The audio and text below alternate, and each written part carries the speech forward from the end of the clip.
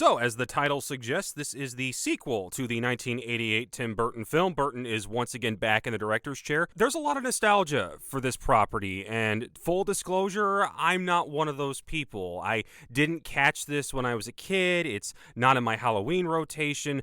But that being said, I understand why it's such a big deal. I don't like throwing around this term that often, but the original truly was a film built on vibes. It's so much more concerned with its aesthetic, its mood, its music, everything about its visual presentation, so much more so than its actual story. Which is why if you ask somebody to try and recap what happened in the movie, they might struggle with it, but everybody knows what Beetlejuice looks like. They remember the house, they remember Lydia Dietz, they remember the Harry Belafonte musical numbers. The original truly was a film about its vibes. And because of that, it was able to carve out its own place in pop culture. To put this in perspective, I have been to Beetlejuice-themed bars more times than I've seen the actual movie. And I would argue that this movie had just as big an influence on Hot Topic's entire design as Jack Skellington. And a whopping 36 years after the original, we finally have ourselves a sequel.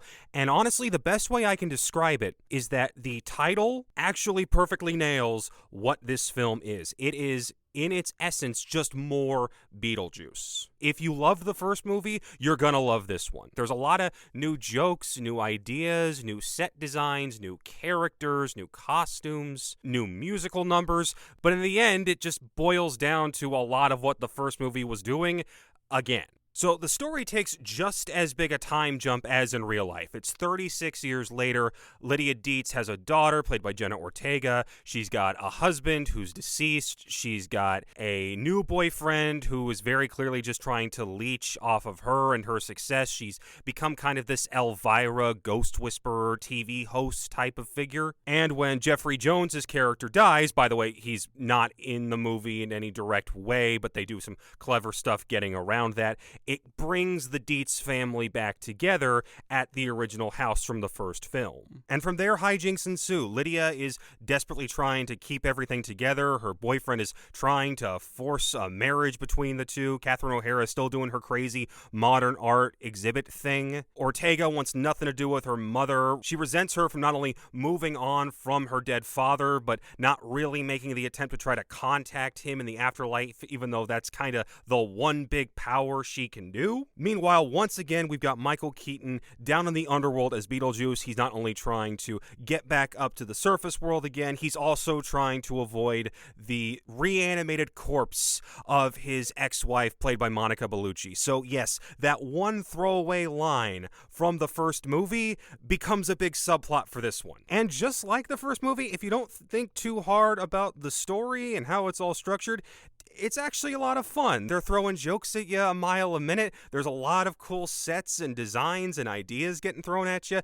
It's a good time. If you stop and think of, hey, wait a second, that subplot got ended really quickly, and so did that one, and outside of her debut scene, Bellucci doesn't really have a lot to do except that one obvious joke that they immediately make. But then you're reminded that we're basically dealing with chaotic, evil, undead Bugs Bunny as one of our main characters. So logic gets thrown out the window very quickly. As for the good things, Ortega is just as good as expected. If you've seen her in Wednesday or the recent Scream movies, you know exactly what you're getting, and she delivers. I felt like they gave Catherine O'Hara more to do. I feel like Burton must have seen Schitt's Creek at some point and realized, oh, I could have just had her do so much more in that first movie and still be funny. So let's just do that now. And it's great. And honestly, I think the biggest highlight, surprisingly, is Keaton. Partially because I think the fact that he's 72 years old now, it actually makes the look fit him better than when he did as a younger man. He doesn't have to rely so heavily on the zombified makeup to make it look like this is a reanimated corpse demon. But also, he's just in the movie more. That was my biggest takeaway the very first time I saw the first Beetlejuice. For as much hype as his character had in that movie, as much buildup as it had, he's not actually on screen for that long. I feel like they fixed that with this one. He's not overtaking the film. It's not like we're trying to make him the hero this time around, but there is more of him, and whenever he's on screen, it's great.